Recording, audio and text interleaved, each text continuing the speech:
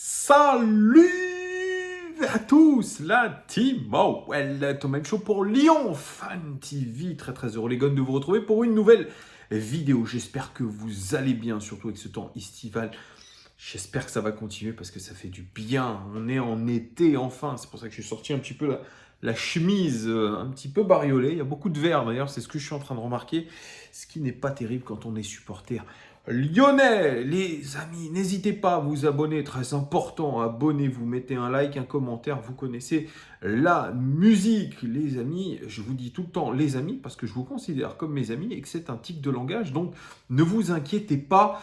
Il y a beaucoup d'actualités côté Mercato. Vous êtes sur une vidéo OL Daily Mercato. Ce seront les seules vidéos qui vous permettront de suivre toute l'actualité du Mercato lyonnais quasiment en temps réel.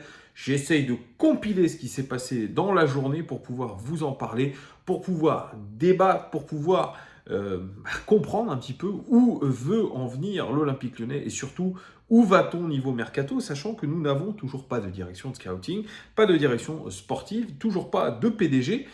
Bref, ça se fait apparemment dans les coulisses. Et il y a quelques pistes qui sortent, et notamment menant à des pistes asiatiques, des pistes japonaises. Je vous avais parlé d'une première piste japonaise qui évolue au Japon pour l'instant, qui est passée par l'Olympique lyonnais en stage, c'était en 2021. Là, je vais vous parler d'une autre piste japonaise. Je vais vous parler aussi d'une piste ivoirienne, un joueur qui est déjà passé par le championnat de France et le FC Nantes. Donc deux pistes aujourd'hui dont on va parler. Mais il y a quelques actus. Alors hier, j'ai regardé sur le site internet de l'OL. Il y a eu une sorte d'interview avec Jean-François Vulliez, ancien directeur du centre de formation, qui a officialisé l'arrivée de Pierre Sage, ou en tout cas le retour de Pierre Sage à la direction du centre de formation de l'Olympique lyonnais. Je vous en ai parlé hier. Et puis il y avait Vincent Ponceau aussi qui était dans une double interview avec lui. Et ce qu'on a compris, c'est que la formation lyonnaise aujourd'hui allait être individualisée. C'est-à-dire que le joueur va avoir une préparation physique, va avoir une préparation mentale dès les U16 et même intégrer tout ça dans un projet personnel, un projet professionnel, un projet sportif. Ça, c'est très bien. Il y a vraiment beaucoup de choses qui sont en train de changer dans l'académie, surtout que l'académie est aujourd'hui considérée comme l'une des meilleures d'Europe et du monde. Et chose très bien aussi, c'est que l'OL va participer à la Premier League International Cup. Si je me souviens bien, c'est une compétition pour les équipés des grosses équipes européennes. Donc il va y avoir une phase de groupe, une phase ensuite à élimination directe. C'était créé par la Première Ligue, le championnat anglais. Il y aura 6 équipes anglaises, 6 équipes européennes, dont l'Olympique lyonnais.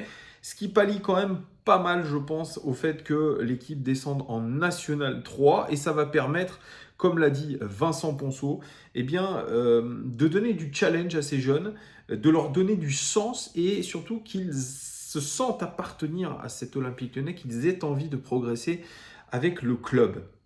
Donc ça, vous me direz ce que vous en pensez aussi en commentaire. Et c'était l'information de ce matin, Hugo Guillemet, qui relayait le fait que la mère de Kylian Mbappé a ou va créer une structure d'agents de football avec Bilal Ghazi. Bilal Ghazi, je vous en avais déjà parlé, ancien journaliste de l'équipe, qui, je parle bien au conditionnel, qui à l'époque, quand il était journaliste, aurait eu aussi des rôles d'agents officieux pour Ryan Cherki ou d'autres. Je dis bien aurait, c'est du conditionnel parce qu'on doit vraiment employer tout ça. En tout cas, il avait été viré par le journal L'Équipe et depuis, il s'est rapproché du clan Mbappé. Il gère l'image du clan Mbappé, dont fait partie un certain Ryan Cherki. Et cette structure d'agents qui sera créée ou qui est créée par la mère de Kylian Mbappé va gérer Kylian Mbappé, Ethan Mbappé, le frère de Kylian Mbappé et Ryan Cherki. Il n'y aura pas que, mais voilà, Ryan Cherki est aujourd'hui représenté par le clan Kylian Mbappé, notamment Bilal Ghazi, de manière très très officielle. Lui, qui avait fait l'objet d'offres à l'hiver dernier, on parlait de 25 millions d'euros, sauf que l'OL a refusé, ou alors le PSG n'a pas mis la somme demandée, ce qui relance encore aujourd'hui de possibles rumeurs de Ryan Cherki du côté du PSG. Et on peut aussi y voir, je l'ai vu passer, un certain conflit d'intérêts. Vous me direz ce que vous en pensez aussi en commentaire. Quand on voit la communication du clan Mbappé, surtout actuellement, et je ne sais pas si vous avez regardé la vidéo, la conférence de presse de Kylian Mbappé tout à l'heure, avant le match contre Gibraltar, la communication de Mbappé est de plus en plus détestable et de plus en plus controversée. Et probablement, bien que son clan le fait communiquer d'une certaine manière, communique d'une manière générale, notamment à base de communiqués, à base d'informations, de contre-informations qui sont aujourd'hui inaudibles. Et on se demande bien dans quel pétrin s'est mis Ryan Cherki. Alors bien sûr, il y a la fame derrière, il y a le fait d'appartenir à un clan dont le joueur est l'un des joueurs les plus chers du monde, des plus influents du football français et mondial. Il y a peut-être tout ça derrière. Bref, il ne faut pas trop critiquer, comme je vous l'ai dit, parce que quand vous commencez à critiquer des gens aussi puissants, eh bien derrière, il y a potentiellement des menaces, même si Kylian Mbappé dit qu'il n'en a rien à fiche, que les gens parlent sur lui. Ça, c'est ce qu'ils disent tous, comme ça, devant les journalistes, mais on sait très bien que par derrière, il y a potentiellement des menaces, des pressions. Donc voilà, on s'arrêtera là-dessus pour le cas Ryan Cherki. On verra, en tout cas, ça sera intéressant ce mercato pour Ryan Cherki. Allez, je rentre dans le vif du sujet avec cette piste japonaise, deuxième piste japonaise de la semaine. On est en train d'explorer le football asiatique.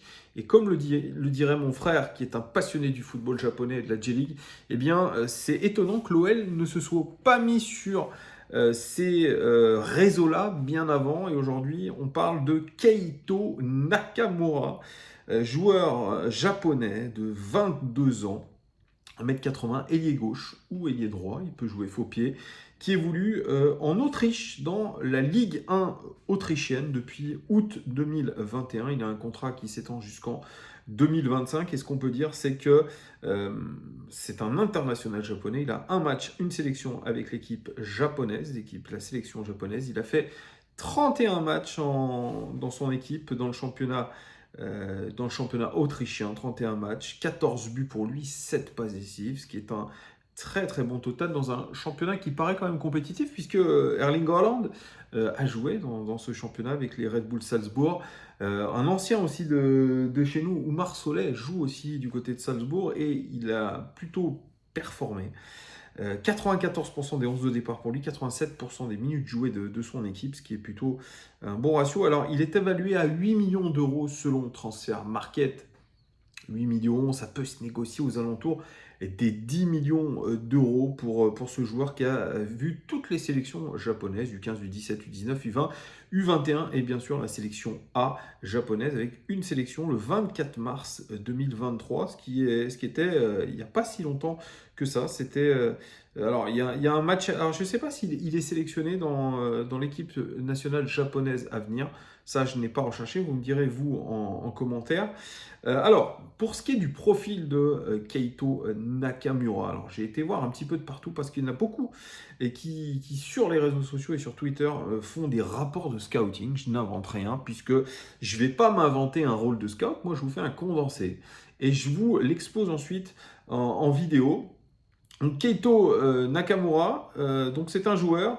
Alors je vais vous donner ce qui a été dit de lui, de Keito Nakamura. Il y a des choses très bien qui ont été dites, et notamment sur ce rôle assez explosif, parce que c'est comme son compagnon Matsuki, dont j'ai présenté, qui sont des véritables piles électriques. Ce sont des joueurs qui ont énormément de débauche d'énergie, comme un petit peu tous les Japonais.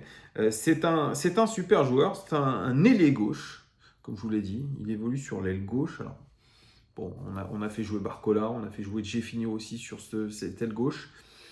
À voir si l'un ou l'autre, surtout Barcola, part de l'Olympique Lyonnais, mais il peut aussi évoluer en tant que meneur de jeu, un petit peu aussi comme Matsuki, que je vous avais présenté, un profil assez polyvalent au milieu de terrain. Il a une habilité assez énorme, il a une technique assez impressionnante, et comme les joueurs un petit peu japonais de gabarit moyen ou de petit gabarit, ils sont très très à l'aise dans les petits espaces. Je vous l'ai dit aussi qu'il peut évoluer du côté droit. Il est capable de jouer faux pied. Il a aussi les deux pieds. Et ça, c'est très intéressant. Un petit peu comme un certain Ryan Cherki. Pourquoi pas aussi pallier au départ possible de Ryan Cherki. Alors, c'est un joueur qui a été formé au Gamba Osaka en J-League.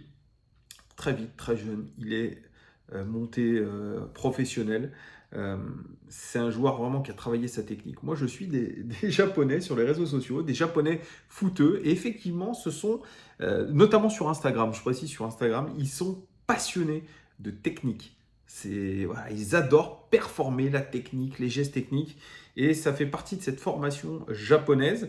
Il a été prêté à Twente aux Pays-Bas, à Saint-Tron ensuite, et au FC Juniors OO en Autriche. Et comme je vous l'ai dit, il a signé à LASK Lask en 2021. Voilà, numéro 10, ailier gauche. Il peut aussi jouer en numéro 9, en faux 9.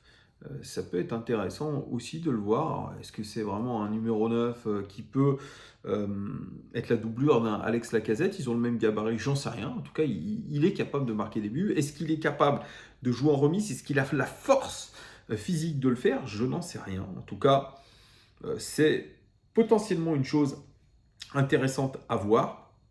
Il est très bon dribbleur. C'est un garçon qui peut dribbler dans des petits espaces. Il est capable de faire tout ça. Il est capable aussi de créer des espaces pour son adversaire, pour ses coéquipiers, parce que il va fixer d'un côté et il va lâcher dans l'espace opposé. Ça, il est capable de le faire. Allez voir sur ses vidéos YouTube, pied gauche, pied droit. Ça, il est capable de le faire.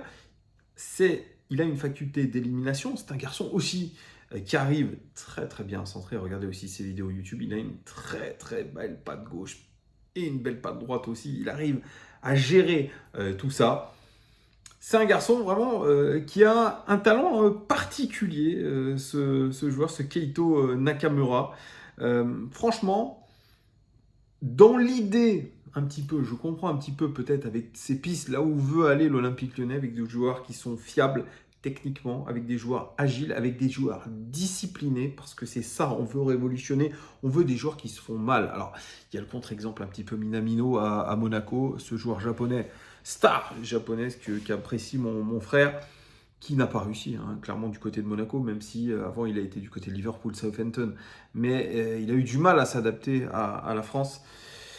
Bon, c'est un exemple parmi d'autres. Vous me direz, vous, en commentaire, ce que vous pensez de Keito Nakamura. Deuxième piste du jour, ça amène à un défenseur central international ivoirien, Kofi Djidji. Et oui, pour ceux qui connaissent un petit peu, qui suivent beaucoup le championnat de France, il a évolué du côté du FC Nantes avant de signer du côté du Torino en Italie. Et il est signé en 2019. Il est en contrat jusqu'au 30 juin. Il est donc libre de tout contrat. C'est un joueur ivoirien. Alors, je me demande si il a été sélectionné une fois, peut-être en match amical avec la sélection ivoirienne. En tout cas, il a la double nationalité française et ivoirienne puisqu'il est né à Bagnolet. Il a 30 ans. Donc c'est un joueur qui est encore en pleine force de l'âge. Il fait 1m84 et c'est un défenseur rugueux qui a fait une saison complète avec le Torino, 34 matchs. Un but pour lui, c'était face au Milan AC, 68% des 11 de départ, 71% des minutes jouées, ce qui est plutôt pas mal pour une équipe qui est la 5e défense de Serie A cette saison. Je tiens à le préciser, c'est une belle performance. Le Torino qui a fini 10e de Serie A, défenseur central, droitier, qui est rugueux, qui va vite, qui est très bon tacleur. C'est ce que je vois, beaucoup de tacs pour Kofi Djidji.